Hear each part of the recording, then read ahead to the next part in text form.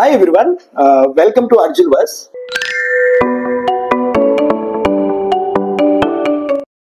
So ఈ రోజు మీకు ఒక కొత్త టాపిక్ తో నేను మీ ముందుకు వస్తున్నాను.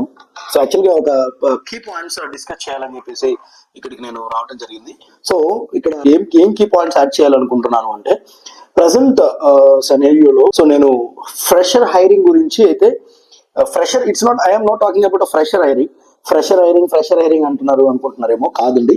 ఫ్రెషర్ హైరింగ్ గురించి అనే కాదు, ఇప్పుడు వస్తున్న 2022 బ్యాచ్ నుంచి 2025 బ్యాచ్ వరకు నేను చెప్పే పాయింట్స్ లో మీకు ఏమైనా వర్త్ అనిపిస్తే నా ఛానల్ ని కామెంట్ రూపంలో మీకు మంచి కామెంట్ యాడ్ చేయండి. సో అండ్ ఆల్సో నా ఛానల్ ని సబ్స్క్రైబ్ చేయండి. సో నేను ఇప్పుడు మన వీడియోలోకి వెళ్ళే ముందు, సో ఇవాళ సాఫ్ట్వేర్ అప్డేట్స్ ఇవ్వాలని నేను అనుకుంటున్నాను. సాఫ్ట్వేర్ లోకి ఎంట్రీ ఎలా అవ్వాలి, ఎంట్రీ అయిన తర్వాత మనం ఎగ్జిక్యూషన్ పార్ట్ లోకి ఎలా వెళ్ళాలి, మనకి ఫ్రెషర్ నుంచి ఎక్స్పీరియన్స్ లెవెల్ కి మనం ఎలా గ్రాప్ చేసుకోవాలి ఆపర్చునిటీ అనేది మనం డిస్కస్ చేసుకుందాము. ఆపర్చునిటీ గ్రాప్ చేసుకోవడం అంటే అండి, ఆపర్చునిటీ ప్రతి ఒక్కరికి వస్తుంది, బట్ కానీ దాన్ని ఆపర్చునిటీని నిలబెట్టుకునేవాడే నిజమైన person. Hard work important, and also hard work తో పాటు స్మార్ట్ వర్క్ ఇంపార్టెంట్. ఎవరైతే ఈ రెండు చేస్తారో వాళ్ళు సక్సెస్ఫుల్ సాఫ్ట్వేర్ గా ఖచ్చితంగా రీచ్ అవుతారు. సో మంచి product based companies and also service oriented companies కి రీచ్ అవుతారని నేను నమ్ముతాను. హార్డ్ వర్క్ ఎప్పటికీ ఇంపార్టెంటే, అండ్ ఆల్సో స్మార్ట్ వర్క్ కూడా ఇంపార్టెంటే. సో పాయింట్ లోకి వెళ్ళేటప్పుడు స్మార్ట్ వర్క్ హార్డ్ వర్క్ లోకి ఎందుకు డిస్కస్ చేయాల్సి వచ్చిందంటే, సో రీసెంట్ ఇప్పుడు 2022 నుంచి 2025 వరకు వస్తున్న బ్యాచెస్, కాలేజీ నుంచి వస్తున్న బ్యాచెస్ స్టిల్ జాబ్లెస్ గా ఉన్నారండి. కొంతమంది స్టిల్ జాబ్లెస్ గా ఉన్నారు.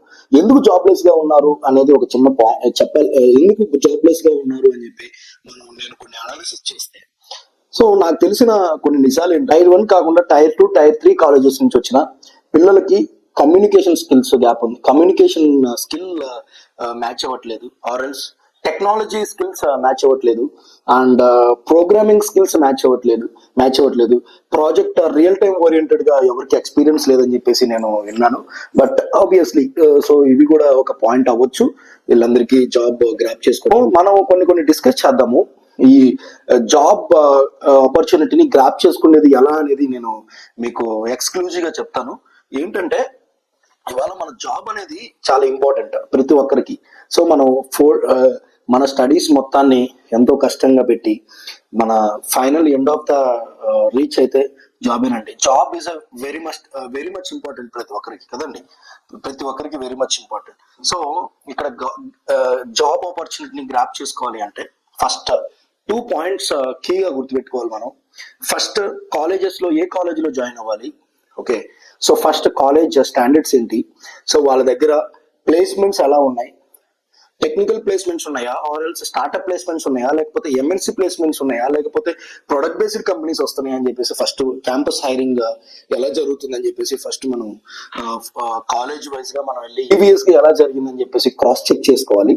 ఆఫ్టర్ దట్ కాలేజ్ లో స్టాఫింగ్ ఎలా ఉంది, స్టాఫింగ్ కల్చర్ ఎలా ఉంది, staffing real time work oriented staff ఉన్నారా లేదా, ఆర్ ఎల్స్ ప్రొఫెసర్స్ ఉన్నారా, పిహెచ్డి ప్రొఫెసర్స్ ఉన్నారా, లేదంటే అసిస్టెంట్ ప్రొఫెసర్స్ ఉన్నారా, ఆర్ ఎల్స్ స్కిల్డ్ ప్రొఫెషనల్స్ ఉన్నారా లేదా అని చెప్పేసి మనం ఒకసారి క్రాస్ చెక్ చేసుకోవాలి. ఆ తర్వాత మనం నెక్స్ట్ చేయాల్సిన పని ఏంటంటే, కాలేజీలోకి మనం ఎన్ని క్రాస్ చెక్ చేసుకున్న తర్వాత కాలేజీలోకి ఎంటర్ అవుతున్నప్పుడు మీరు ఒక చిన్న లాజిక్ గుర్తుపెట్టుకోవాలి. ఇక్కడ ప్రతి ఒక్కరూ నేను 8 అవర్స్ కష్టపడుతున్నాను, 9 అవర్స్ కష్టపడుతున్నాను అంటారు, కానీ అది కరెక్ట్ కాదు. 9 అవర్స్ కష్టపడినా లేకపోతే 10 అవర్స్ కష్టపడినా ఇట్స్ నాట్ ఎ ప్రొడక్టివిటీ అండి. ప్రొడక్టివిటీ రావడానికి అన్ని అవర్స్ కష్టపడాల్సిన పని లేదు.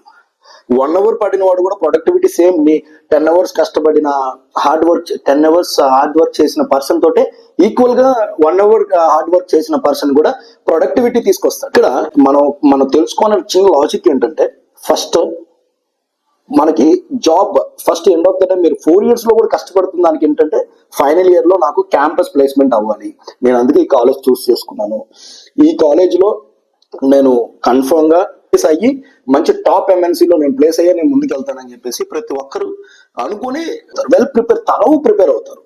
ఇక్కడ ప్రిపేర్ అయ్యే టైంలో కొన్ని మిస్టేక్స్ జరుగుతున్నాయి అందరికి. యంగ్స్టర్స్ అందరూ చాలా కష్టపడతారు పాపం.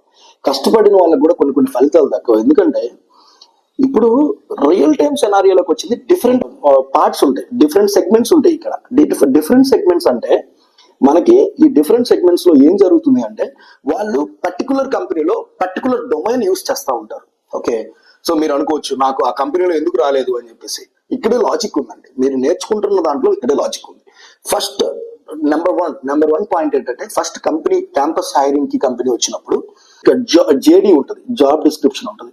జాబ్ డిస్క్రిప్షన్ తరోగా ప్రిపేర్ అవ్వాలి. మనం తరోగా ప్రిపేర్ అయిన తర్వాత మనకి ఏ కాన్సెప్ట్స్ మీద వేటి మీద మనకి జేడీలో అడుగుతున్నాడు, వాళ్ళకి ఏ ప్రాజెక్ట్, నేను ఒకటి చెప్తాను, వాళ్ళకి ఏ ప్రాజెక్ట్ అయితే ఉంటుందో దాని మీద ప్రిపేర్ చేయడానికి ఓన్లీ మిమ్మల్ని తీసుకొస్తాడండి కన్ఫర్మ్ గా.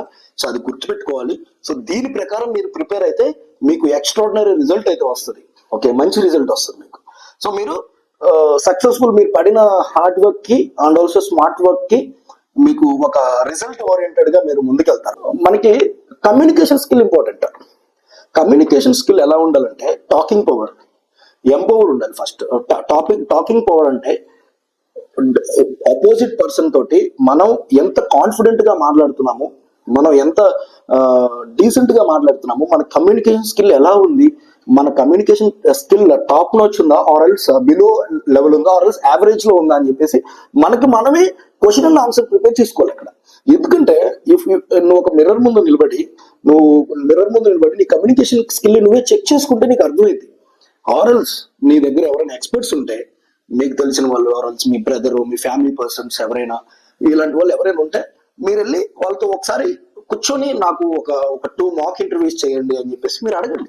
తప్పులేదండి, ఎవరిని మనల్ని మనం ప్రూవ్ చేసుకోవడానికి ఏం చేసినా తప్పులేదు. సో మీకు కమ్యూనికేషన్ స్కిల్ పెరుగుతుంది. అండ్ ఆల్సో ఆపోజిట్ పర్సన్ తోటి, ఎదుటి వ్యక్తి తోటి ఎలా మాట్లాడాలి అనేది మీకు అర్థమవుతుంటది.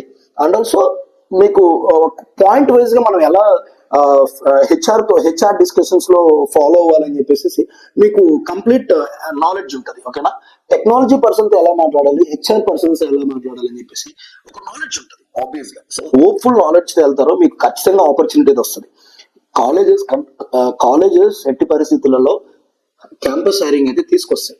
వాళ్ళు 100% ఎఫర్ట్స్ పెడతారు తీసుకురావడానికి. ఎందుకంటే they are working for only పిల్లలకి, మన కాలేజీలో చదువుతున్న పిల్లలకి ఖచ్చితంగా ప్లేస్ చేయాలనేది 100% చూస్తారండి. ఏ కాలేజీ కూడా లేదు మా పిల్లలకి అసలు జాబ్స్ ఆపర్చునిటీస్ వద్దని చెప్పి ఎవరు చెప్పరు. సో తెచ్చిన ఆ హైరింగ్ ఏదైతే క్యాంపస్ రిక్రూట్మెంట్ జరుగుతున్నప్పుడు మనం ఆ జాబ్ ని గ్రాప్ చేసుకున్నామా లేదా అనేది పాయింట్. ఇక్కడ కాంపిటీషన్, విపరీతమైన కాంపిటీషన్ ఉందండి. ఇక్కడ ఒక ఆపర్చునిటీకి 10 మెంబర్స్ ఉన్నారు. నాట్ ఓన్లీ ఇన్ ఇండియాలో కాదు, ఇన్ ఎంటైర్ వరల్డ్ లో వన్ ఆపర్చునిటీకి 10 మెంబర్స్ చూస్తా ఉన్నారు జాబ్ కోసం. సో ఈ 10 మెంబర్స్ లో మనం ఆ జాబ్ ఆపర్చునిటీని మనం గ్రాప్ చేసుకోవాలంటే ఎంతవరకు మనం కష్టపడాలనేది మనకి ఫస్ట్ మనం ఐడెంటిఫికేషన్ చేసుకోవాలి. ఎలా కమ్యూనికేట్ అవ్వాలి, ఎలా. టాపిక్ మీ అందరికీ నచ్చింది అనుకుంటున్నాను. ఇంకా మంచి టాపిక్స్ తోటి మీ ముందుకు వస్తాను. ఓకే, స్టూడెంట్స్ కి ఎలా హెల్ప్ఫుల్ అవుతుంది నా కంటెంట్ అనేది ఒక కామెంట్ యాడ్ చేయండి. మీకు ఇంకా ఏమైనా డిస్కస్ చేద్దామంటే తప్పకుండా డిస్కస్ చేద్దాము. నేను ప్రతిరోజు జాబ్ ఆపర్చునిటీస్ ని నా యూట్యూబ్ ఛానల్ కమ్యూనిటీలో నేను పోస్ట్ చేస్తాను.